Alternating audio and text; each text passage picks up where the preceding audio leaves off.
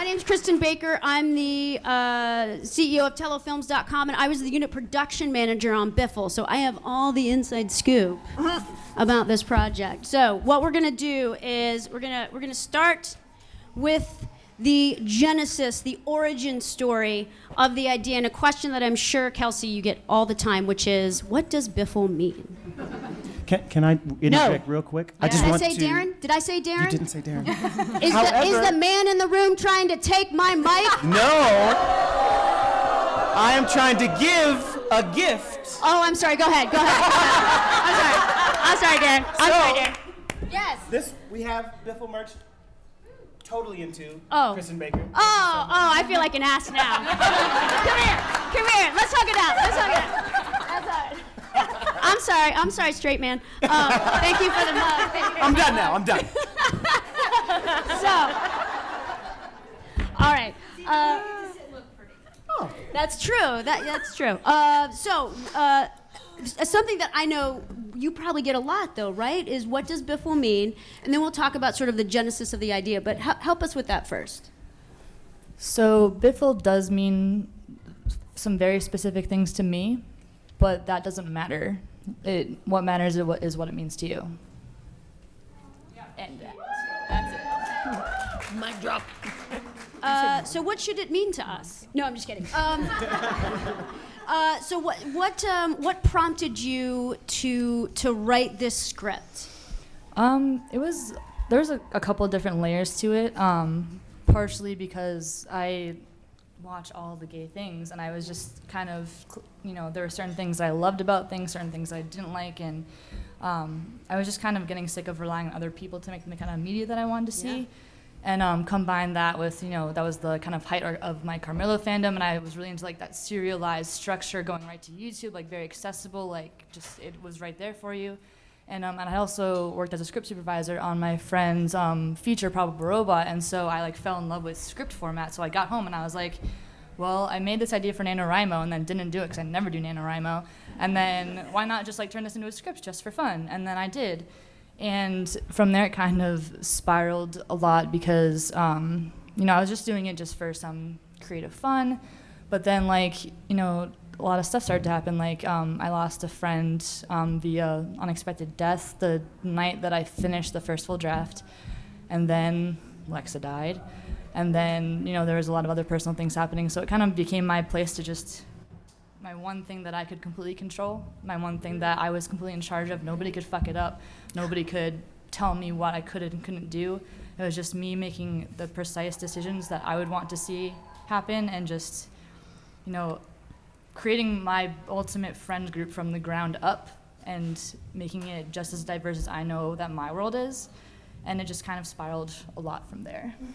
And so then, as any good writer, you thought, this maybe could be made. I need to get it to a producer. That's literally not all how it happened. That's not how it happened at all. Okay, so how did you get it to Amber? I wrote it and just kept writing and editing and revising, and I was just like, I don't know what to do with this except to write it because I need to write it and I need it to exist, and I also want to know what it is that I'm giving to somebody if and when I eventually give it to them. But I was like, I don't know what to do with this, and I just wasn't going to even worry about it. I was like, I'm a writer, I'm going to write this, and it's going to be But you thing. did get it to Amber? Yes. So how did that happen? So I was sending it to people, just wanting feedback from my own friends who had various experiences, like non-cis friends of various identities, of various experiences with anxiety, just anything that I couldn't quite grasp fully enough to be maybe as accurate as I'd want it to be. I tried to get perspective so that everything was authentic and had a lot of different fingerprints on it. And she happened to be one of those friends. And I literally just she popped into my phone one day and was like, hey, so I have a group of creative friends. We want to make some stuff. Can I give them your script? And I was like, yeah, go ahead. So Amber, that's kind of how it happened. Is that how it happened? So when you read it, what spoke to you? What made you go, you know what, because this is your first thing you produced. Yes, correct. Yeah, so that's huge. What was it that you're like, I have to produce this? It was more of how many times I laughed out loud reading the script. And so she's correct. I did reach out to her, but I asked her what she wanted to do with it first. I blacked out a lot of that conversation. I'm sorry. I did not. I have the killer photographic memory. That's because you're the producer and the director. So I reached out to her and asked her what she wanted to do, and she said, I don't know, like maybe like a student film or something, and not to knock on student films. Just keep doing what you're doing. But I saw the potential of something greater than just a student film, and so that's when I was like, can I show this to some creative friends? You're right. Yeah. So the next thing was, so Daren and I we kind of had like a little collective of creatives, and he had asked for content. He was like, hey, does anyone have any kind of projects that you want to do? And I was like, I do.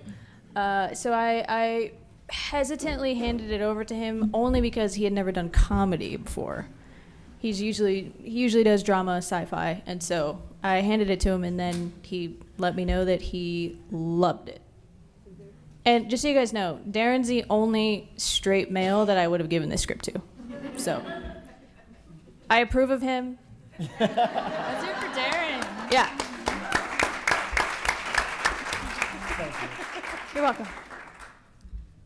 So you're laughing out loud was like this needs like It was this too is good. This needs to be too good. Too Got good it. to not have the visuals And in it front just of everyone. and it just so happened that right in that same time frame, Daren reached out and said, "Hey, let's figure out how to make something." Yep, and I didn't realize I was producing. You know what I mean? Like I was Yeah. producing without realizing I was producing. Right? That's a good point. Yeah. He's like, you know, you're producing, right? I was like, oh. You're like, oh, that's what this is. I like this. That's what this is. So Daren, when you read it, so Amber reached out. You said, "Hey, let's go make something," and Amber said, "I think I got it." And you're like, "Send it to me." And what resonated with you with the story? Like, what made you say, "Yes, this is the one"? When I can see something, and as a director, I'm sure you feel this as well, when you can see it, it's like, oh, I can make this thing. But for me, all of my work throughout my entire professional creative career has been about identity, right? And defining that and redefining that and finding spaces where that miscommunication can cause negative impact and harm. And so being a straight male and seeing this story, I was like, no, I see a universality in what this narrative is. And I believe, because I can see it, that I can bring something to this narrative. There was a lot of education on my part, though, right? And I fully embrace any project that, there's a lot that I need to learn. So I never approached it from a place of like, I got this. And that's not I didn't let you. And that's not how I work as a creative person anyway. Collaboration is such an important part of the process. And when there's an opportunity to learn and create, I'm in. And so both Kelsey and Amber graciously and patiently just educated me and walked me through, and we had really candid conversations about everything. Hours of video chat. Hours. And that was amazing because I got to not only learn but share and express, and really started the foundation of a really strong, creative, collaborative workspace that was the foundation for the rest of the crew. So we set the tone in our conversations to then build upon, and the crew on down, everybody believed in what we were doing, and that's such an important part, getting that buy-in on a project. And so then you got it, and it went next is casting. Right? So we'll go to our lovely actresses at the end. Mandahla, when you read this script, what was it that spoke to you about your character?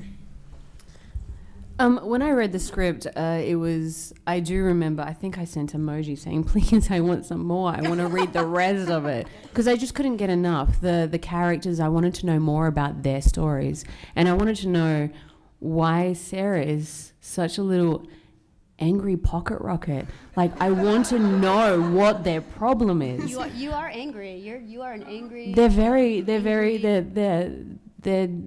a lot of walls up. Yeah. I couldn't get enough of it. I saw all the representation that was happening. I believe these guys found me at the LGBTQ actress panel last year and thought and heard me. Little ClexaCon connection. Yeah, ClexaCon Yeah, connection. shout out to my wife Jill. She's Jill Rivera in the house, the editor. Yes, she's the one that tapped me on the shoulder when we were at one of the panels Mandahla was part of and said, "Hey, that's Sarah." And I said, "Yep, you're right." Yeah, and they DM'd me through Instagram, and I said I would love to read it, read it, couldn't get enough, wanted more, and said I would love to be a part of this.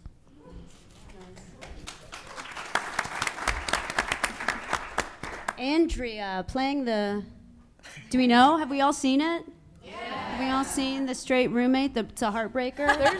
I believe those were question marks. There are question marks. They are. Did you hear the question in my voice? Okay, I just wanted to make sure. The straight roommate who's the heartbreaker. It went up. Okay, I see.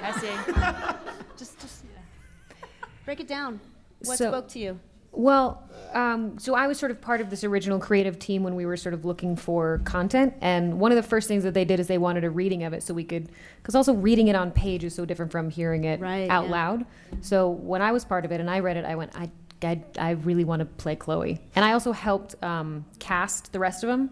And I think the original purpose of that was just to hear it out loud. It wasn't necessarily what we were going to cast.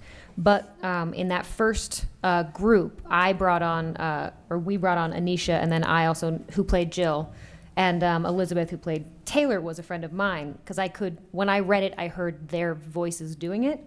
And in that reading, and I'm biased because I'm inside of it, but there was such a chemistry in the three of us that then I was like, I understand that you guys are going to go forward with this project, but I really want to play this role. And then the fact that the three of us stayed and moved on with that was a really special sort of connection because that first time we heard it really come to life was through our voices. Can I just take a second if we want to give a quick shout out too, because they couldn't be here. So Anisha as Jill, Elizabeth as Taylor, and Haviland as Beth. What's the feeling?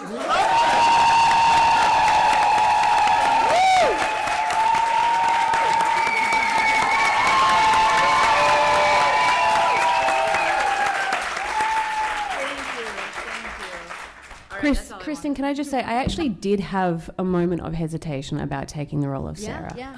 And it was because I had read that the director is Daren Taylor, and I had no idea who this schmuck was. And I remember that I was invited to be here right now, by the way. Well done, I was sir. invited to meet Amber and Daren, and I remember going into that and thinking, okay, Darren's a white straight dude. What does he think that he can bring to this table that a queer person cannot as a director? So I was going into it already assuming, first of all, that Daren Taylor was a white straight male. And I remember seeing this white dude just there, and I'm like, oh, I wonder if he's Daren. What a douche.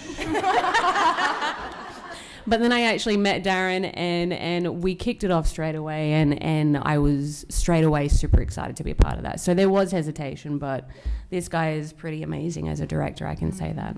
Thank you. Well, absolutely. Yeah, let's give it up for Daren. So one of the things on set that I noticed that was really special or meaningful, and it doesn't always happen, was how, and I think it was like almost every morning and every evening, like before we rolled and after we cut, Daren would sit down with you. You guys had this, with Kelsey had this amazing, like, let's really talk about what's going to happen today. Let's talk about what happened today. Tell me about, so I'm going to ask you first and then Daren you. So how was that experience for you? First time on set, first time writer, handing your child over. That I birthed physically with my Absolutely. To someone. How did that feel? Like, were you anxious? Did you get? Was I anxious? Yeah, No. It was incredibly important. I'm not sure that I would have had the same experience without the way that Daren took care of me, because it was it's very bizarre when you show up on set and like you are technically responsible for everything that's like around you happening because you wrote the thing, but also you don't know what is going on, and you've never written anything before, let alone been on a legit film set, and so it's like this conflicting, like, I should be here, but like I don't belong. Like, it was very odd, and there was a lot of just emotions about seeing things physically, visually in front of me for the first time, and seeing scenes play out that I've literally had memorized for 3 years, and so it was a lot to take in, and there was a lot of just. It was a lot, and so those conversations were super important because there's so many check-ins and just making sure that like I was okay and just processing everything all right, and like, you know, we would film a full day, and then, you know, we would sit down in the kitchen and just be both exhausted, and then just accidentally have like a 15-minute TED talk about Taylor, as you do. But no, it was incredible, and the sense of communication and openness and just willingness to take the time to make sure everybody's on the same page and make sure everybody's comfortable both mentally and physically in that space, and just that everything is as it should be, which is the way it should be. So yeah, Daren, what was your, you know, thought process around really having some deep dives with the writer, which I will say is not normal. Yeah. That is not, unless you're sort of on a TV set where the writer is also the producer and they have total control and the showrunner. If you're on a film, the writer is lucky if he or she gets to be on set. Normally it's like, thank you for writing this, now get out. So I'm incredibly lucky. yes, this, like, Daren and Amber both were Angels of the Lord. Yeah, that what she said. And so, Daren, talk about that as coming from a director producer perspective. Yeah, it's not normal, but in this, the way I look at my role as a director is creating an environment for everybody to do their best, right? If I can set that up as the person who's like, oh, making all these decisions, yes, and if everyone feels safe and comfortable enough to make the best choices, my job is to inspire and guide the ship. And knowing that this was Kelsey's first project, it was multiple-fold, right? It was important that I wanted her to make sure that she had an enjoyable time being on set, because set is stressful. There's a lot of stuff that's moving and that's happening, but I knew at the end of the day, I would have the time to connect. And in that, and sometimes the conversations were accidental. It was just about characters. So for me, it was a place to kind of debrief and like, oh, yeah, we can talk about the characters. I don't have to make any decisions because Kelsey is a wealth of knowledge and information about this world that she's been in for the last 3 years. But it was important that, and Amber as well, that we still stayed connected and people saw that we had this relationship in bond, and that then allowed for accessibility. I think as a director, it's important to be accessible within means. Yeah, I don't want to always be like, oh, what do you need? What do you need? What do you need? But also, I wanted Kelsey to feel like, oh, she can talk to me whenever, because I knew that this was a nerve-wracking experience. Yeah, just being a caretaker, for sure. Right on. So to Andrea and Mandahla, kind of two questions. First one, what was sort of like one of your most favorite scenes to shoot? And then what was one that was like kind of your most stressful, or like a hard one that you were just like, okay, I gotta... Non-spoilery versions, please. No, that's hard. Do you need to see? Okay. I mean, they're here in the Biffle panel, so like if you don't want to get spoiled, get out. Get out now. Okay.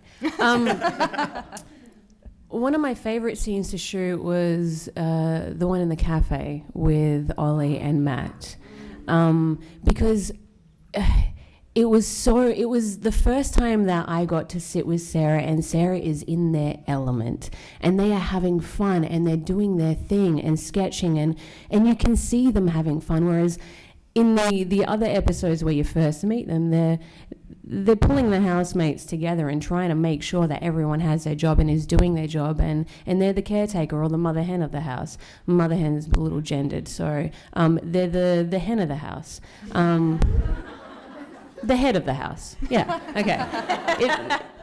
So that scene was fun to play, and then see them switch when Matt came in and kind of cornered them with how they should be in a relationship with Ollie, when they are so explicitly clear that they are just platonic friends. That was a fun scene to shoot because of that play, that switch that they went through in their emotional range.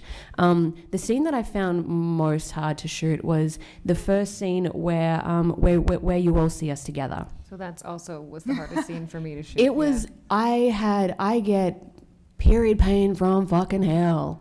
And that was day one, and I was already I had started my day out not great. So I would sit in my corner, and everyone knew that something was up, because usually I'm very vibrant and energetic on set, but I was just quiet, and I'd sit there and had taken maybe 3 or 4 painkillers or whatever.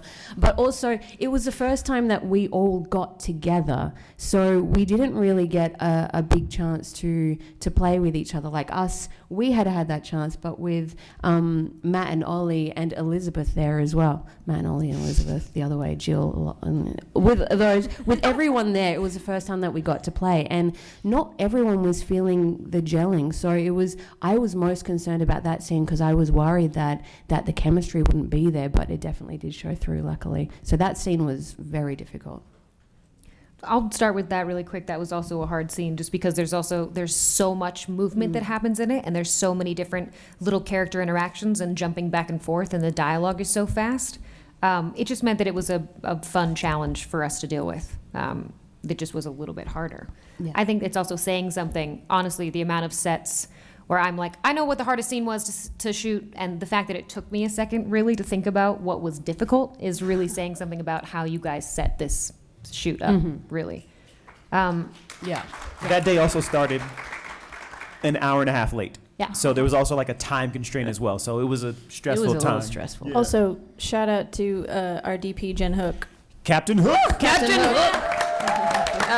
For making it look awesome, and shout out to my wife again for putting the edit together so seamlessly.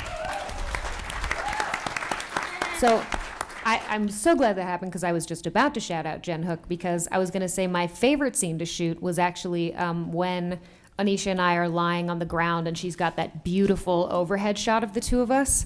First of all, I think that they'd spent a really long time setting up a very complicated way to hang that, and it didn't work. And just all of that went out the window, and Jen said, "You give me that camera and a ladder." And she got up there and just muscled that camera directly acrobatic over us. feats. Directly Sitting in a over us. sink. Just kill. She's behind you both in a little tent. It's like, Jen is amazing. She's so good. She also just gets it done. Like whatever that shot required, she is incredible. So she was up there with that. And I also love the connection with Anisha. I just love her as a human being and being able to play with that space, just her in this really like intimate but friendly space.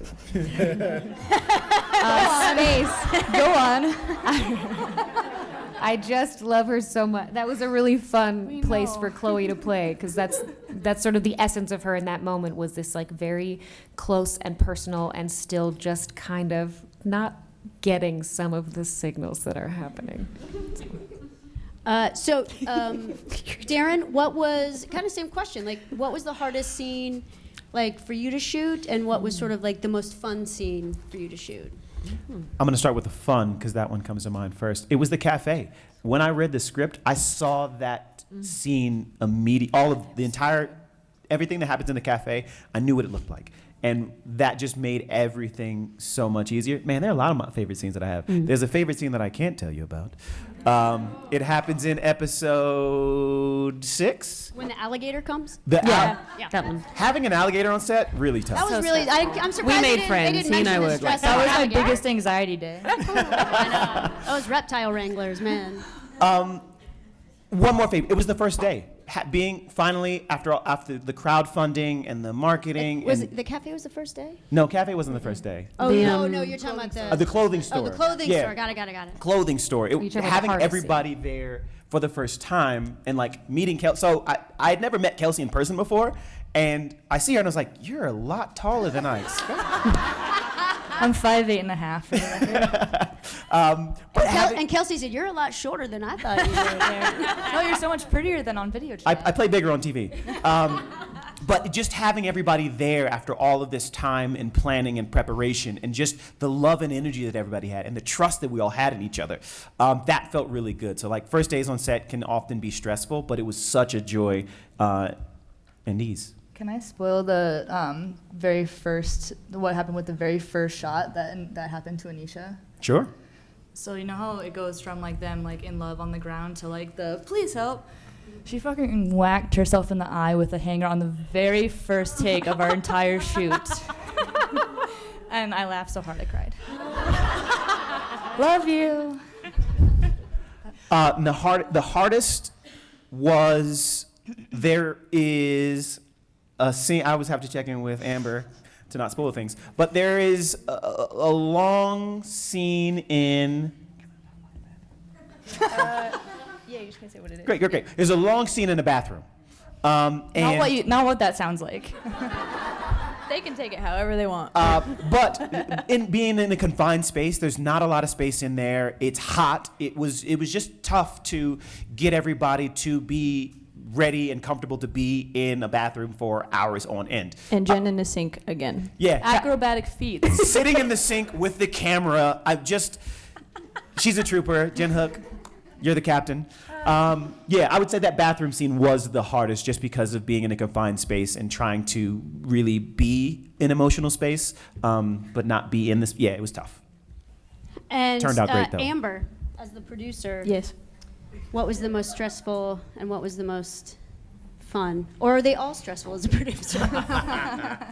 I think it was most stressful for me when I think one of the days we were behind, and I remember you called me outside and you're like, hey, just checking in, because and I was like, yep, I know. You're not gonna make your day. Yeah, but we made it. But it was still very stressful, especially because Daren's someone who wants to make sure he gets the shot right, and so it was one of those things where I think one time he looked at me and I was like, The look. and he's like, I got it. Don't worry.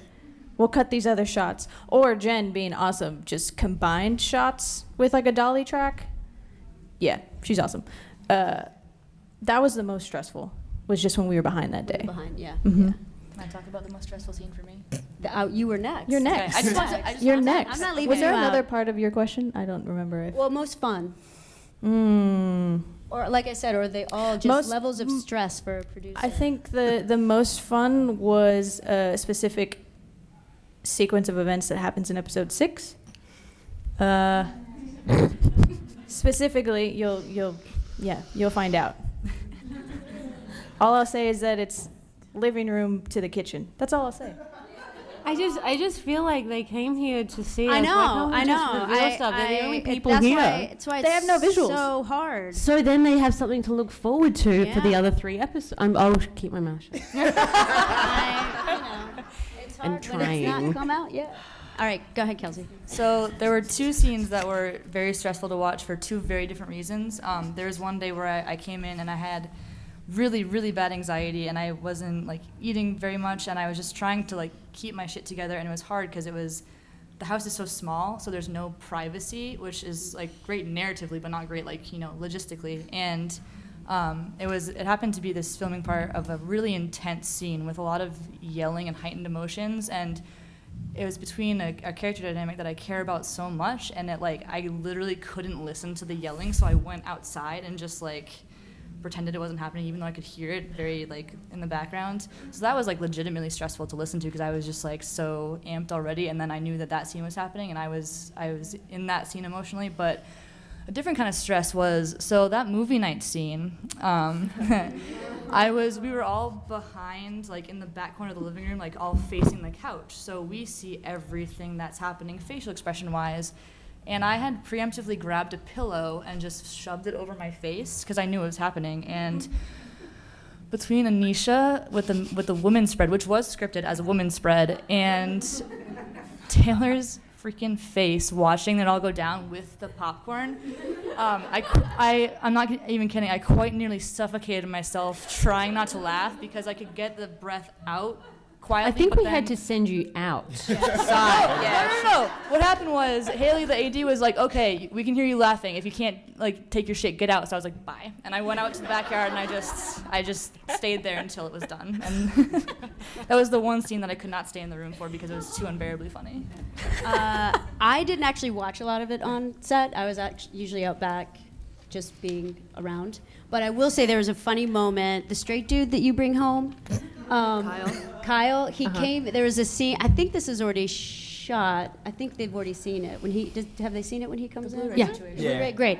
I wasn't at the screening, so I didn't. It's cool. I- That's okay. The Blu-ray situation. Yeah. So he comes in with you, and I can't remember if we were rehearsing or like what you were doing, but I was actually on set at that moment, and you go over to the VCR, and he goes, well, here's why, and it was it wasn't a prop VCR, but it wasn't a working VCR, and he goes, and he walked over in this like the dudest voice ever. He goes, well, here's why it's not working. It's not plugged in, and I think it was rehearsed, and I just like busted out laughing. I was like, oh, that is so, like, on so many levels. I was like, that's fucking hilarious. And I think you were just like, oh, yeah, that's It's very Chloe, because we have to have a little Sato voice conversation as we're over there. You can only see us blurrily in the background, so we would that's just. what it was. Yeah, he was in the So background. nobody else can That's hear right. what we're saying, just That's us, right. and then Christin could overhear him being like, "I know dishes." That's what it was. I couldn't remember where the camera was. That was what it was. And I was like, oh, shit, that's hilarious. I was like, that should be on film. And also, can we just acknowledge Mandahla's sup? Oh, that piece. So- Yeah. Okay, let's see here. We have a half an hour, so I want to pause and just make sure. Does anyone have any questions in the audience? Yes. I know that you have a tattoo. I sure do. What's the meaning behind that? Okay, this was not a planted question. It totally was. So going in. Do we want to show your tattoo Oh yeah. to the audience? So nobody can see it, but it says everything is fine. Okay. And so it's this whole thing where I have anxiety. And so going into the Biffle shoot, I knew that I wanted to get a Biffle tattoo. I wasn't going to get like Biffle on my skin because that's dumb, but I knew that I wanted to do something because it was this whole massive thing. And prior to that, I'd been kind of flirting with the idea of getting a Good Place tattoo from the wall that says everything is fine in that font. But then throughout that whole like week and a half shoot, I found myself like whether sarcastically or sincerely being like everything is fine, I haven't eaten today, everything is fine. And I kind of just like melted into that phrase. And then by the time it came to my last day there for the rap party, I was sitting in Amber's place and I was thinking about it, and I was like, wait a second, what if I combined the two and I made it like a note to myself, like handwritten, like everything is fine. And I was like, that's so cool. And then I was like, wait a second, what if it's a note from Taylor? Like, I have access to this person who plays this person. Like, this is so cool. So then I spent like 2 hours, like, really anxious that Elizabeth would think I was a psycho. And she showed up, and I was like 2 ciders in, and I was like, can I talk to you for a second about something deeply personal and have you not freak out? Cool. And so we had this conversation about it, and I explained to her kind of where I'd come from, and she was like, are you sure? And I was like, I'm positive. So we went into this room, and there happened to be just like a spare script that Philip or somebody had left, and we sat down and she just wrote it over and over again, and we were playing with stuff, and we had a whole conversation about whether or not there should be a period at the end, and obviously there should be.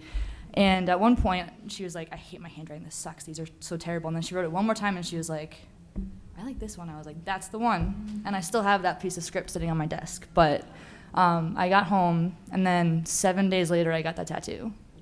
And so OG Biffle tattoo, sorry, but and she finally got to see it in person for the first time when we had the cast and crew screening, and she took a lot of selfies with my tail spaghetti arm. It was great. All right. Other questions? Yes. Brett, back and then up. Alex and Morgan. When you guys are talking to people, don't laugh at my accent. I'm sorry, I love you so much. When you guys are talking to about Biffle, because you address aromanticism, asexuality, gender pronouns, do you find that you've had trouble? Do you find it's the first time I'm too short? Do you find you have trouble trying to get people to understand the concept or the characters because you have these, maybe not to people that know about it, but when you're trying to talk to maybe a broader audience, do you find it's overwhelming? Maybe describing your characters or describing the film or why you wrote it or any of those things. Do you find that you have trouble explaining it to them, or people get it? Do you enjoy telling people about it? The general question. Hi, everyone, looking at me, eyeballing me. I do. When I talk about Biffle, open it up straight away with, it's an LGBTQ comedy with a lot of drama. I play Sarah, they, them, theirs, ace lesbian. Straight away, that opens it up and lets you know that there is a lot of representation in this one character. So if that's one character, then how open is it going to be for the other characters? Yesterday, I actually attended the Ace and Aero panel because I wanted to learn more about Sarah and what their life is about so that I can actually represent people who exist out there, you all, properly. Sorry, so many poppies. Properly and with the right information. So I haven't had anyone be like, oh, what is... Actually, I have had someone ask, what does that mean? And it's cool that I am now educated in this and I can educate people more. So I love opening it up and people actually asking questions because it's a chance to educate and to let them know, you know what, representation is actually happening and it's out there for you to see. And it matters. And it totally does matter. Absolutely. So I got a lot of practice and chance to work on my languaging around Biffle because I was also part of the core team that helped crowdfund and raise all that money. So what was fun for me was figuring out how to talk about Biffle in a way to my whole community, because I've always been an ally my entire life, but my entire community is comprised of a lot of other people. So talking to my parents' very old white friends from the Pacific Northwest was going to sound very different to how I related it. But at the very core of it, it's a story about identity and people struggling to fit in, and that is something that everybody can relate to. So while I did always make sure to let people know this is an LGBTQ storyline, because that's such an important heart of it, it can relate to so many people. And I think that it has a wide community of people that can relate to struggling. Everybody has struggled, especially in their 20s. And I do want to mention, especially with Sarah, we tried our very best to always honor their pronouns, even when talking about just scene descriptions or whatnot. Yeah. Anytime they were misgendered, it was immediately corrected by so many members of the cast. And I did notice that Daren especially, to not confuse himself, he would just refer to everybody as they, so it was never an issue. Mm-hmm. And that was really, really cool to see that effort put in by every single crew member. Like, nothing was given a pass. It was always addressed every single time. Every single time, like even if they stumbled and called me she, they would actually correct themselves. Mm-hmm. So it was really wonderful to see the first day of shooting to the last day and everyone had it down pat. Like, it's really not that hard. It's not that hard. It's not that hard. Yeah, I love talking about Biffle. Like because it is such an opportunity to educate, right? That, yeah, we made this great piece of art, and there's a lot of space for you to learn. It's like, I learned, so you can too. It's not that hard. Amen. Yeah. All right. Yes, and then we'll go here. Cool. So I have some friends, and we were also pissed about this guy, and we wanted to tell our own stories. And so we wrote something, and then shot it, and it never. Good for you. Yeah. I mean, listen, that's 2 of the 3. So let's talk about the 3. Yeah, so basically my question is, what do you do when there's kind of a hiccup in this production line? Especially maybe I just acted in it. So, I really would love to see it out in the world in a format. But, I feel like that's like my place here. Marry an editor, apparently. Right, Amber? That was one thing. Yeah, you're right. Marry, yeah. So, other than that. Just to clarify, so it was written, it was shot, and you're saying, how do you release it and share it with the world? Basically what happened is that we had a couple people who were potentially going to edit it, and then that fell through. Have you met Jill? I was going to Send it to me or my wife. Have you met Jill or Amber? I live in Cincinnati, Ohio, and so, people are filming things there, that's happening, but it's not like LA, or I live in Atlanta now, which is more of an up-and-coming, big film place. So the options were a little limited, and so when our options fell through. Is it still on a hard drive? Yeah, it exists out there Great. somewhere. Send it to me. Meet Amber and Jill. Okay. Talk to them after the panel. I'll figure out where it is. Jamber will take care of you. Yes. Jamber will take care of you. Yes. Yes. Team Jamba.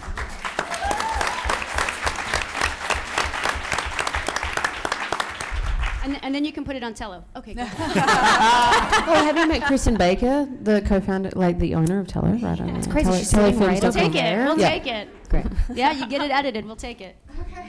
So I identify as non-binary, so I like whatever I can find non-binary content, I gravitate towards that. So my question is for you, what compelled you to write a character like Sarah? I'm so glad you asked that because Sarah was not always non-binary. I wrote the first draft with Sarah as a cis woman, and then I got to the end, and like all the clothing and binary feelings were there, and I just looked at it, I was like, why is Sarah a cis person? And the next draft immediately changed them to non-binary, and I was like, there's too many cis people in this script, my bad. But I was like that. I just saw the opportunity staring me in the face. I was like, why on earth is Sarah a cis person? That doesn't make any sense for this character, and it changed them completely and made them so much better, and it improved the script so much. And it was So follow-up question. So you sat 3 years with the script, right? At what point in, like, was it year 2, year 1? Like, where did that shift come to you that, like, this needed to be a non-binary character? I think only in the because there's like a very first draft that looks a lot different in a lot of ways, and then there's a second draft that's much better, and then what I consider the third draft is like a lot closer to the what was put into production, like what was actually filmed. So Sarah was only cis in the very first version, and then in the first immediate set of revisions, that was one of the first things that changed. Okay, great. Yes, in the back, and then we'll go here. So as wonderful, important, and incredible the director, the writer, the producer are, and the cast, you have to have a fully fledged crew. So I was wondering what that process was like. Do you specifically look for queer people to be a part of the crew? Is it just friends that you know, connections to that? Do you, like, what is that process? So we knew it was very important to have, like I said, I think on Friday night, diversity in front of and behind the camera. But it is a process, and it took time. It took a lot of time. And when we got introduced to Christin, we were like, hey, who you know? Because I knew on a lot of your productions, diversity is also important for you as well. And so like we spoke that common language. So it was asking the question, right? A lot of times on productions, you're like, oh, well, that person has a good reel, we'll work with them. But we wanted to be really intentional with who we brought on board. And so we asked everyone we knew. And we do have friends that work in the industry and recommendations and things like that. But it was a months-long process to fill out all of our crew members. And we did the best that we could to have that diversity in front of and behind the camera. But it takes work. But also being intentional with, okay, great, we like your reel, but we think that someone who is a part of the community would be a better position. But there's a balance, though, right? We're not going to be like, oh, yeah, you're queer, come on aboard. We wanted it to be good. We want it to be good. We want to put out quality queer content. So it's a process and it takes time. I do remember, though, that you, at one point, just, I think out of nowhere when we were crewing up, you were like, yep, no straight white men. Yes. Because there's a lot of them out there already. There's a lot of them. They got jobs. Go ahead. Sorry. Oh yeah, I was just gonna say we also had non-male department heads. So every single department head, they're no males. Yeah, a lot of times in meetings, I was the only male. Yeah. Which was awesome. I loved it. But also even beyond that, like we noticed this happen a couple times. If we got to set and anything wasn't working, that person was replaced immediately. Like with like no question. Like if Christin knows about that.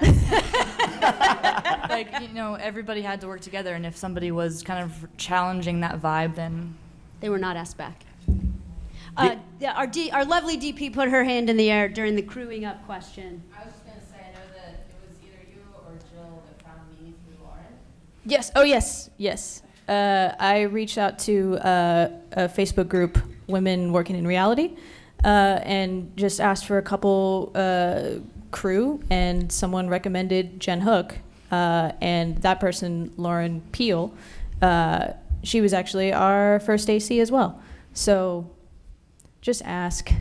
Yeah, You can do it. You can do the work. Yeah, find the community, right? Like that, I'd never heard, I'm not a woman in reality.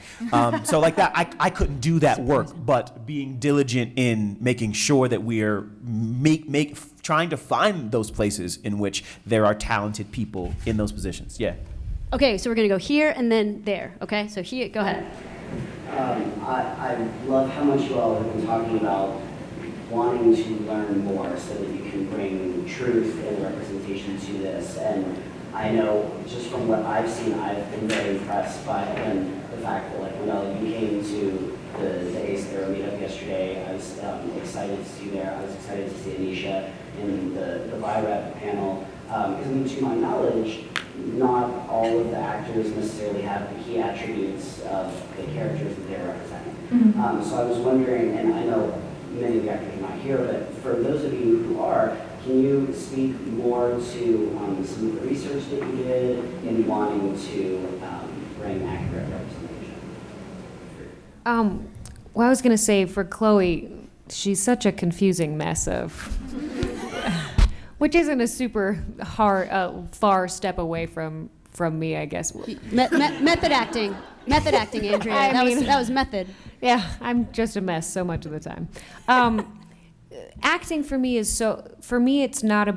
acting is never about trying to be another person. For me, really good acting comes to how can I shade something in myself a little bit differently, or if I had one different experience as a child, how would that have changed me? And Chloe can be very close to who I am, and sometimes I say this is that Chloe is 5-drink Andrea. Yes, this is accurate. And like maybe 5 or 10 years ago with slightly less knowledge of signaling and maybe had more trauma with intimacy in her past. But other than doing research and being an ally and all this stuff, it really is just a different shading of Andrea. And that's how I want to always portray things on screen is a different version of me, because it's the most accurate way that I know how to do it. That's actually how I look at it as well. I see the characters I play as me in a parallel universe. Yeah. Because as an actor, I need to bring a part of myself. Like, a part of myself exists in this story that I am telling. So it is me in a parallel universe. Sarah was fun in the fact that it taught me more about being more cognizant of people's genders and what they prefer. So it actually gave me more of an understanding of an awareness of people around me, and actually asking, what are your preferred pronouns? Because it is a question that we should be aware of with everyone who is individual. So bringing Sarah to life, and any character that I am lucky enough to actually bring their story, it was fun in the fact that they taught me more awareness, and that's what I took from that and what I learned from that. And now that, because in season 1 you don't actually, it's Elizabeth's story and Jill's story, really. You learn more about Elizabeth and Jill, and the others, Taylor. Oh my God, yeah, they are. Taylor, I always do that. But also Elizabeth Taylor, so. Elizabeth Taylor. So now that season 1 is done, and I know that in season 2 I get to learn more. Like I said, why is Sarah such an angry pocket rocket? Now I get to play more and actually and study more, get to ask questions. And what does asexual mean to Sarah? What is their relationship with their long distance partner Jess, and how does that work? So now I actually get to play a little bit more and get to know Sarah more, which means that I get to ask more questions. So if you do have anything that you would like to share with me, DM me, because I would love to just absorb more so that I have a better idea of representation out there. Cool. All right, there. But wait till they clap for Mandahla. Okay. Yeah, don't. So we might have already covered this, but I just wanted to know, what Biffle means to you, but what does it mean for you guys to be representing the characters that you are on this project compared to what you've worked on before, and kind of what you hope will be left for years to come for all of us and all of the wider community moving forward? Well, I can speak so I'm an editor first and foremost, and so I don't really have control over other projects. I kind of get whatever we get, and then we can make it how it needs to be. So there's not much control there. So with this project and becoming a producer, it was just really awesome that we were able to do what we needed to do and represent the people we needed to represent. So this guy and I are going to work together for as long as we can, because he has the same. I would like to participate, thanks. You do too. You just keep writing. I have to write season 2. You gotta write more and then give it to me. But just finding someone that you can collaborate with and has the same mindset and the same ideals that you do is super important. So I'm actually really glad to now be a producer, because we all need this representation. So yeah, that's my short answer. One question I was asked on the first day was, how important is it that children's TV has representation, queer representation? So that is super important. Again, popping. If there is something out there like Biffle with so much representation, and a younger person is able to go into their life having that positive representation, then we have planted the seeds to create more change for our future and to make us, I don't want to be normal, but make us more normalized in the eyes of those who are not us. Yeah. Thank you. Well, and it's a we've talked about this before. I mean, all three of us, just that we feel a responsibility to be in the position that we're in, to make sure that people are represented, because that's our world. Everyone, there's all different kinds of people, so why not? Great. Do we have other hands? Yes.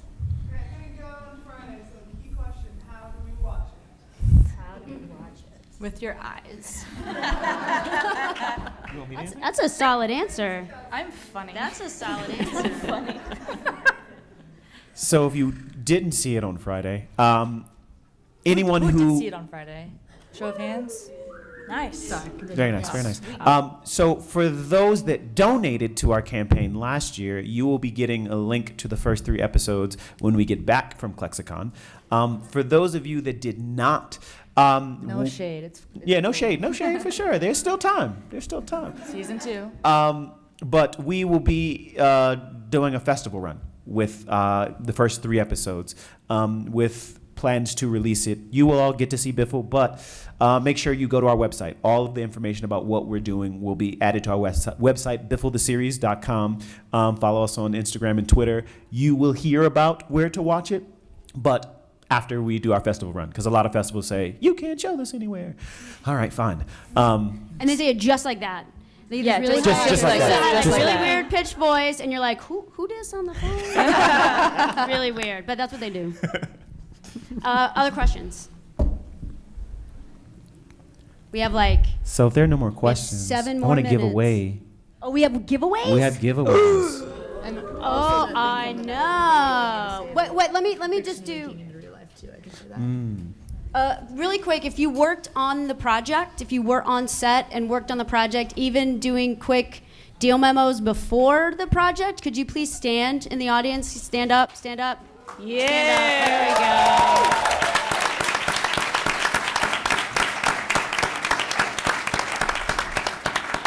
Awesome. All right, so I think giveaways. Giveaways. All right. So we talked about this a lot over the last 3 days about how to give these things away. So for those of you that saw this, you will have a leg up. So Not counting the crew. yeah, you can't win. So the first question is, and the first person to raise their hand and answer it correctly will get a. We have 3 things to give away. We have 2 shirts and a mug. Well, say what size you have. We have a medium shirt, we have a small shirt, and we have a Biffle mug. So, first question is, I'm going to just throw this out there. Do That's it. your idea. What is Kyle's first line? You can't know. Put your hand down. What is Kyle's first line? You can't answer either. Stop it. Nobody? For everyone that forgot, Kyle is the straight white dude who comes in. Lauren. Oh, we have a winner! Sup?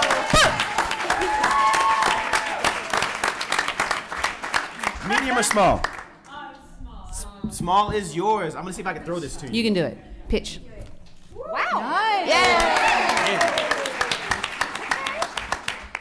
That's the only one I remember. What other questions do we have? What was the one that I said? Okay, so the main household, what is the name of the house?